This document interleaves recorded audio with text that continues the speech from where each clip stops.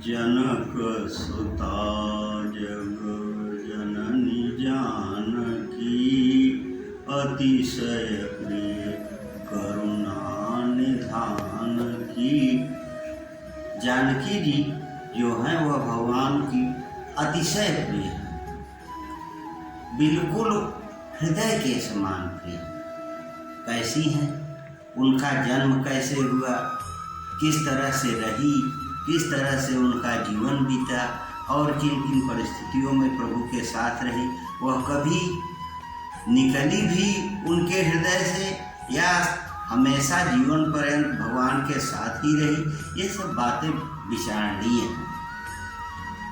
जैसा कि कहा जाता है कि जानकी जो है वह पृथ्वी से पैदा हुई है, अयोनिज है, उन्हें भूमि सुता भी कहा जाता है, जानकी भी कहा जाता है। क्योंकि महाराज जनक और महारानी सुनैना ने मिलकर के सोने का हल चलाया था, तो वह जो घड़े के रूप में पृथ्वी के अंदर समाहित थी, घड़ा फूट गया और उससे वो पैदा हुई, इसलिए वो अयोनिज थी।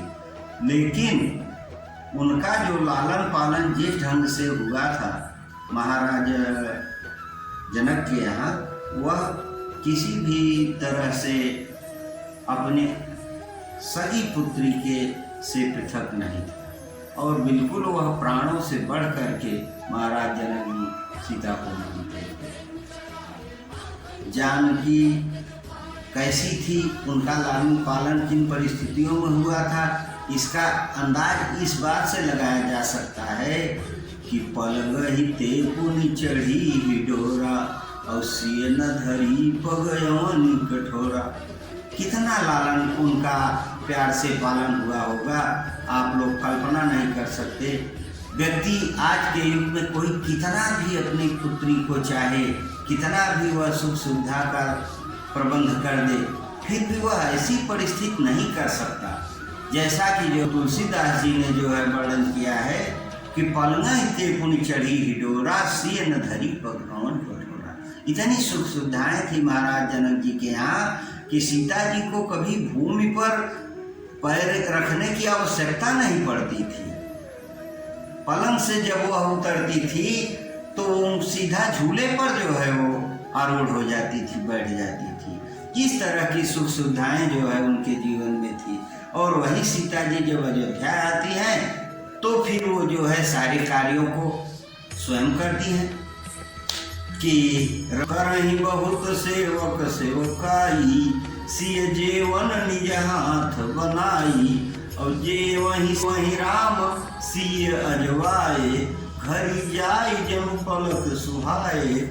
इस तरह से जो है तमाम दासियों के होने के बावजूद भी, तमाम अनुचरों के होने के बावजूद भी जानकी जी जो है वह भोजन को स्वयं अपने हाथ से बनाती थी और जो है वह स्वयं परोसती भी थी। ऐसा भी नहीं था कि भोजन परोसने वाला कोई और होता था, सास ननद, लेकिन जो है वो सब सारा कार्य स्वतः करती थी। इसलिए जो है कर्म की महानता को देखना हो तो जो है जानकी जी में देखा जा सकता है, करहि बहुत सेवक सेवकाई, सिय जेवन निज हाथ बनाई। और भगवान श्री रामचंद्र जी से उनका प्रेम कैसा था, इसकी एक बार की कुछ यो देखिए। जानकी राम का रूप लखै, कर कंगन के नग की परछाई, जाते सब सुधि भूल रही, कर टेकी रही पलटारत नहीं। जानकी जी भगवान से अच्छे प्रेम करती हैं। विवाह के समय विवाह मंडप में वह भगवान श्री राम के रूप पर बिल्कुल मुग्ध हुई हैं, लेकिन वह मर्यादा का कितना ध्यान रखती हैं। मर्यादा का ऐसा दृष्टांत अन्यत्र दुर्लभ है कि जानकी राम के रूप लखै, वह रूप को तो भगवान श्री राम के रूप को तो देख रही हैं, लेकिन सीधे नहीं देख रही हैं। कर कंगन के नग की परछाई, जो हाथ में महिलाएं कंगन पहनती हैं उसमें नग जड़ा होता है, तो जो नग था जानकी जी के कंगन के हाथ का, उसमें भगवान श्री राम का प्रतिबिंब पड़ रहा था और उस प्रतिबिंब को जो है वो जानकी जी देख रही थी और उस पर दृष्टि गड़ाए हुए थी, उस पर विमुग्ध थी और जो है सतानंद मुनि आयुष दीना। सतानंद जी बार बार आयुष दे रहे हैं, आज्ञा दे रहे हैं, लेकिन उनको सुध बुध खोई हुई है। जानकी जी को पता ही नहीं चल रहा है, सुनाई नहीं पड़ा। जब वो थोड़ा तेज आवाज में कहते हैं तब वो जो है सावधान होकर अपने कर्मों में प्रवृत्त होती हैं। तो इस तरह का उनका अतिशय जो है प्रेम था, अतिशय अनुराग था विवाह के पूर्व से ही भगवान श्री रामचंद्र जी के अंदर। और जब जो है विवाह हो जाता है और तब इस तरह से वो प्रभु के साथ अयोध्या में कितना समय तक बिताती हैं, और बिताने के बाद वह जो है प्रभु के साथ जंगल जंगल घूमती हैं। इतना सुख सुविधा में पली रहने वाली महिला, और जो है जिसे कि जंगल देखने का भी मवसर नहीं हुआ था, जो कभी जंगल में घूमने नहीं गई थी, ऐसी जानकी जी जो है वह भगवान श्री राम के प्रेम में विभोर हो करके और जो है अपनी इच्छा से, ऐसा भी नहीं कि किसी के दबाव से, अपनी इच्छा से स्वतः उनके वनवास के समय जो है वो दुख का भागी बनती हैं और कहती हैं कि जिय बिन देह नदी बिन बारी, तैसे नाथ पुरुष बिन नारी। हे प्रभु, जो जैसे बिना जीव का देह होता है उसे लोग मुर्दा कहते हैं, और नदी बिना जल की नदी होती है, नदी बिन बारी, उसे रेत ही कहा जाता है। तो तैसे नाथ पुरुष बिन नारी, वैसे ही हे प्रभु जो है, हे स्वामी, वैसे ही जो नारी है वह पुरुष के अभाव में रहती है। इसलिए मुझे अपने साथ वन में अवश्य ले जाइए। उनकी सुख सुविधा का अंदाजा इस बात से लगाया जा सकता है कि जब वह महल से निकलती हैं तो कितना जल्दी वो जो है श्रम से थक जाती हैं। पुरते निकसी रघुबीर बधु, धरि धीर दये मग में डग द्वय, फिर बूझती है चलनो अब के दिक पर्ण कुटी करी हम कृतवे, तिय की लखी आतुर तापिय की, अखियायति चारु चली जल चय। पुरते निकसी रघुबीर बधु, धरि धीर दये मग में डग। जिस समय जो है सीता जी पुर से जब उन्हें कुछ दूर तक सुमंत जी महाराज छोड़ने के लिए आए थे, जो ही वो रथ से उतरी और जो है बड़ी ही दृढ़ता के साथ रास्ते में 2 कदम ही चली होगी कि पुट सूखी गए मधुराधर होय, झलकी भरी भाल कनी जल की, पुट सूखी गए मधुराधर होय, कि उनके जो है भाल पर, उनके ललाट पर जो है वो पसीने की तमाम बूंदें दिखाई पड़ने लगी, और जो उनके अधर थे, पुट थे, वो बिल्कुल सूख गए।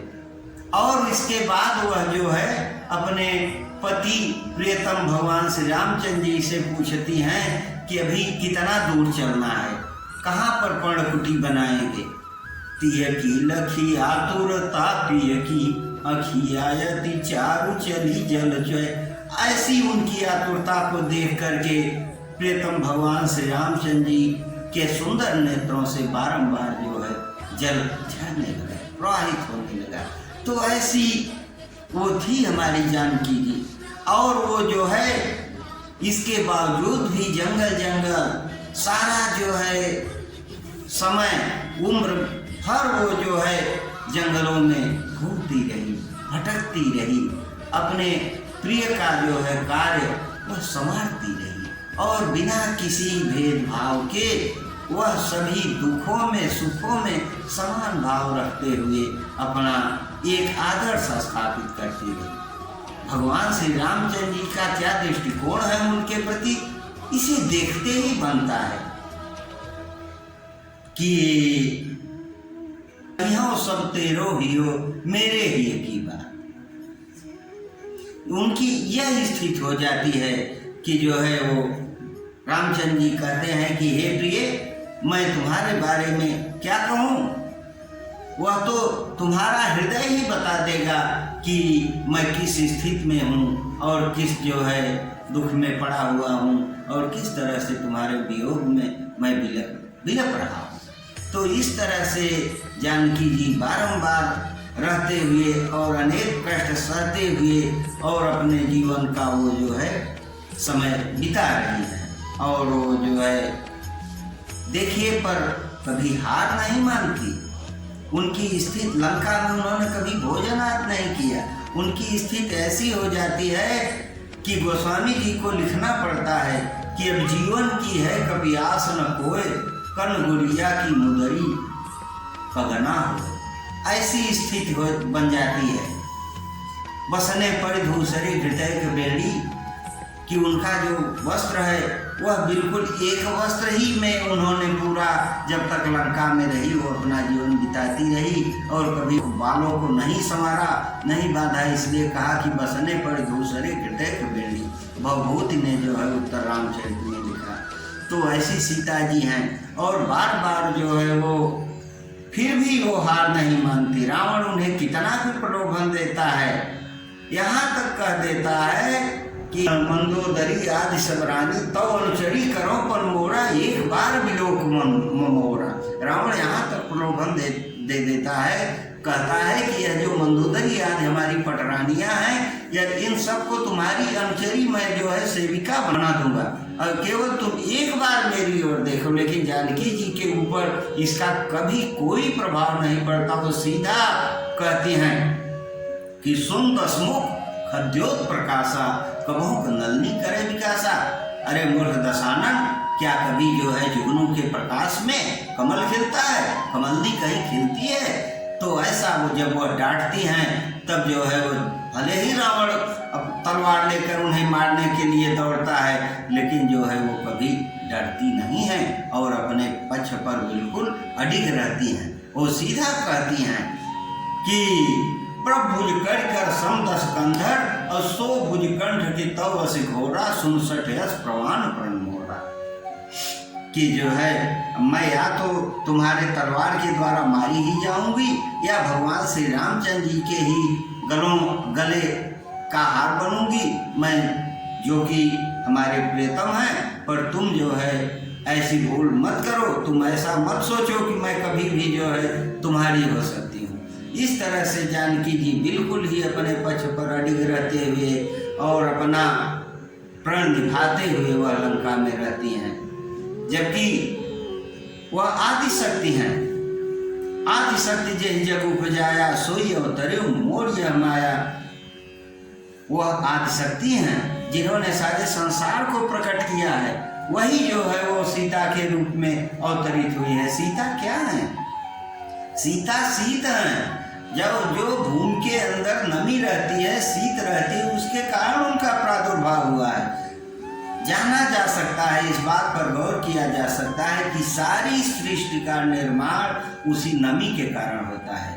जब भूमि में जो बीज पड़ते हैं उसी से पौधे उगते हैं और बिना हेतु मृदम समुद्धा बीज माला लता में बिना जो है नमी के कोई भी पौधा उत्पन्न नहीं हो सकता। बिना शरीर के अंदर भी बिना नमी के कोई व्यक्ति जीवित नहीं रह सकता। इसी तरह से जो है सीता जी हैं। इसलिए वो जो है कृषि की अधिष्ठात्री देवी हैं। उनके बिना कृषि संभव ही नहीं है, क्योंकि जो है बिना नमी के सारे फसल सूख जाते हैं। तो इसलिए उन्हें जो है वो कृषि की अधिष्ठात्री देवी माना गया है। और मंदोदरी जब उन्हें अपने पति को समझाते हुए कहती है तो कहा कि सीता शीत निशा समाई। अरे दशानन, यह जो सीता है यह जो है जाड़े की रात के समान है। काल रात निश्चर पुलकेरी ते सीता पर प्रीति घनेरी। यह जो निशाचर जाति है इसकी जो है सीता पर यह जो प्रीति है यह काल रात की तरह जो है वो सीता है और वो उसको जो है उसके कारण निश्चरों का विनाश हो जाएगा। आप लोग जानते होंगे कि देवी के अंदर तीनों गुण होते हैं। वह महाकाली, महालक्ष्मी, महासरस्वती तीनों रूपों में होती है। तो जब वो उसे संहार करना होता है तब वह महाकाली के रूप में प्रकट होती है और जब उसे भरण पोषण करना होता है तब वह महालक्ष्मी होती है। और जब वह ज्ञान प्रदान करती है, ज्ञान युक्त, बुद्धि युक्त और विद्या युक्त होकर के व्यक्ति और जीव मात्र जो कार्य करते हैं वह महासरस्वती की कृपा के कारण होते हैं। तो इसलिए ये जो जानकी जी हैं यह आदि शक्ति हैं और इनके अंदर जो है सभी गुण विद्यमान हैं। जय मां।